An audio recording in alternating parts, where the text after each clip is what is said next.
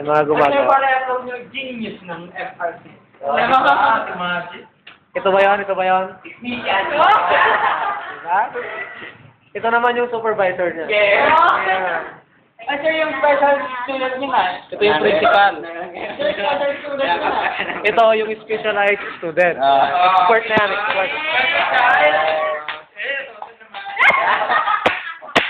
Ito naman yung janitor.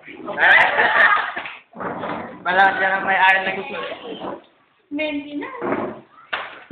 Ito po kasalukuyang pong inooperahan. Yung isang CPU. Mayroon po siyang sakit na cancer. Dinadiagnose na po ng aming doktor na si Maggie Ferrer. With her nurse na si Dr. Soriano. Yan. Na-connected din siya kay Dr. Abelo. Yan. At ito naman yung si Dr. Kalayan. Yan. Ito yung pasyente niya. Sinaganto niya. Dating lalaki yan, pero naging babae. Ganyan ang kagaling si Dr. Kalayan naman.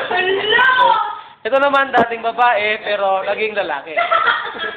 Pagbubuntis na yan, actually 3 months na buntis yan, tignan nyo. 3 months? Yan. So dyan po nagtatapos ang skandal namin.